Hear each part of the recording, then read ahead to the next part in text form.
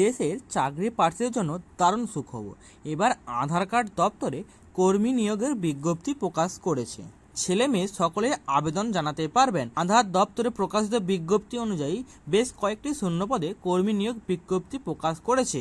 যে সকল চাকরি প্রার্থীরা আবেদন জানাতে আগ্রহী তারা অবশ্যই আজকের ভিডিওটি সম্পূর্ণ দেখবেন। কি পদে নিয়োগ করা হবে? আধার দপ্তরে বেশ কয়েকটি পদে নিয়োগ করা হবে, যেমন 1 সহকারী হিসাবরক্ষক officer, 2 private secretary, 3 section officer.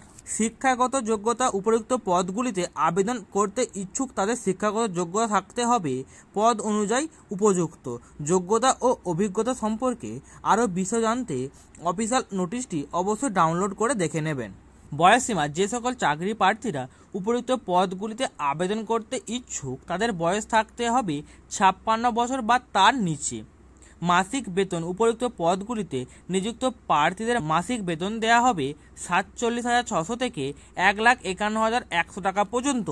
কাজের মেয়াদ: এই নিয়োগ আপাতত চুক্তিভিত্তিক হিসাবে করা হবে। আবেদনের পদ্ধতি: যে সকল চাকরি প্রার্থীরা আধার দপ্তরে সংশ্লিষ্ট নিয়োগের ক্ষেত্রে আবেদন জানাতে ইচ্ছুক তাদের এক্ষেত্রে অনলাইনের মাধ্যমে আবেদন করার সুযোগ দেওয়া হবে না।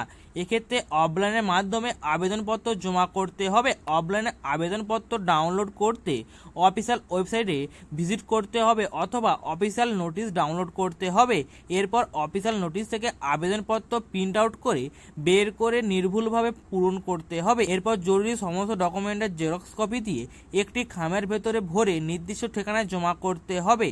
জরুরি ডকুমেন্টস: বয়সের প্রমাণপত্র, শিক্ষাগত যোগ্যতা সমস্ত জরুরি ডকুমেন্ট, জাতিগত শংসাপত্র, পাসপোর্ট সাইজের রঙিন ছবি, পরিচয়পত্র, অভিজ্ঞতা ও অন্যান্য জরুরি ডকুমেন্ট।